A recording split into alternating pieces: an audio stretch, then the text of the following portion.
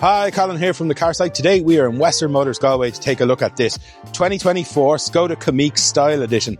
1 litre TSI car with 110 brake horsepower, 6-speed manual, and these things are absolutely huge on the inside. They're like the TARDIS, if you remember Doctor Who. They're bigger on the inside than they are on the outside. Really, really interesting. Anyway, what we'll do is we'll look at the front seats, rear seats, all the spec and goodies, and finally we'll take it for a drive. But I think we'll actually start with the boot on this because they're really impressive.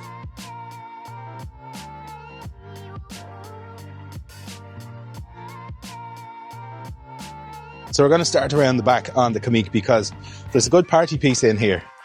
This little car has 400 litres of usable boot capacity in there. Now that's as big as cars from a segment higher, hatchbacks, that kind of stuff. It's impressively large. However, if we tilt the seats down, and this car can fold hit seats in a 60-40 split, you're up to 1,400 litres of cargo space in the back of that car. So here we are into the cab of the Kamiq. And there's two things before I even start talking about it. I like the way you sit into the Škoda Kamiq. You don't so much sit down into it as you sit across into it, in the same way you don't so much stand out of it as you sort of stand across out of it. It's quite a high seating position and it's very nice. And speaking of someone with a bad hip, it's very nice. Now, on to the spec of this one. This being the Style Edition, it's got a lot of spec on it. We start off, we get the gorgeous leather-lined 2-spoke steering wheel, multi-function steering wheel here. We have cruise control on this car as well. We have dual zone climate control down here. We have heated seats, all buttons, like a really accessible menu down here just to get in at your things. Underneath that, we've got phone storage down here. We've 2 USB-C ports. Onto the big print screen here in the middle, then we get the big touchscreen infotainment display system here. It's got all of its own Škoda inbuilt stuff on it, like apps and that kind of stuff. However, it has the important stuff like wireless Apple CarPlay, Android Auto, super clear big reverse camera on it too, with parking sensors, and then just the physical size of the car on the inside is always madly impressive. Where am I? I've over a fist's worth of headroom above my head.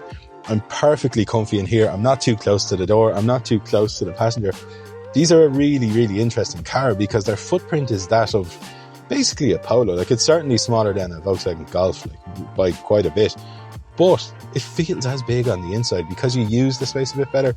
You sit up further and a bit straighter in these taller cars, and that allows them to sort of stretch out the floor pan, so to speak. You get more use of the available space. They're very, very impressive.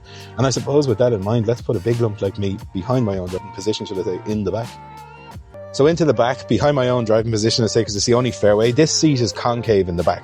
So this is about an inch further protruding than the actual back. I've got 3 inches of knee room, I would say, easily enough. My feet will go under the seat in front of me absolutely perfectly. Headroom, I've got a full fist's worth of headroom. And for scope, I'm 6 feet 1 inch tall, and I could definitely lose a few pounds. So I take up lots of room. I am totally comfortable in here. I could go on a long spin in here, no problem whatsoever. 3 adults would fit across the middle of this car. However, they'd want to be slimmer than me, but 2 big men are easily going to fit in here.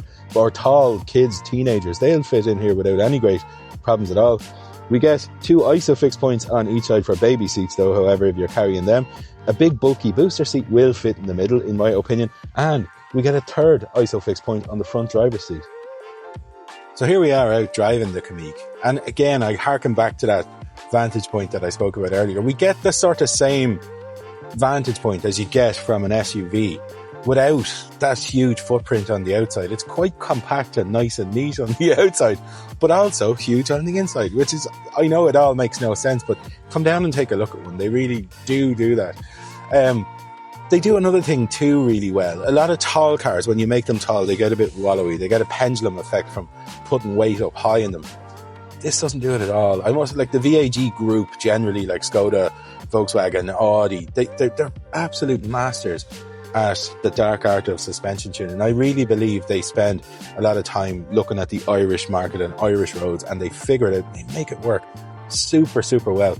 As we drive along, it irons out bumps and creases and all that kind of stuff super, super well, but it doesn't feel wallowy.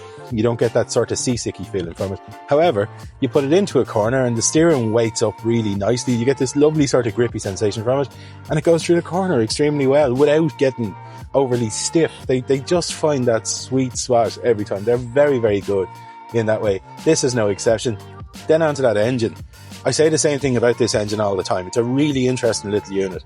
It's a torquey little thing. Like, what it is it's a 3-cylinder 1 litre engine, and how they do that is they take a 4-cylinder and they lock a cylinder off the engine.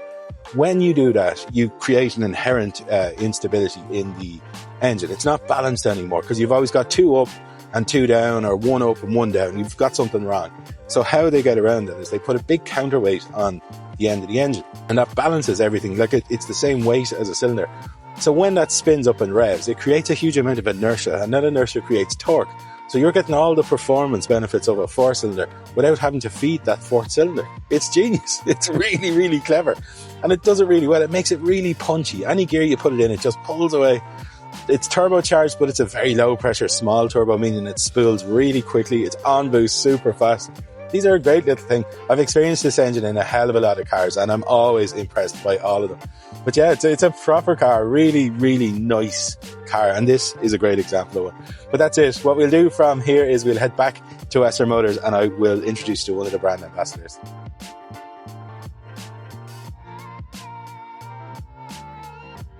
Western Motors is a family-run business. You're as likely to meet one of the owners walking around as you are one of the salesmen. We want to look after your experience when you walk in the door to when you drive out the door.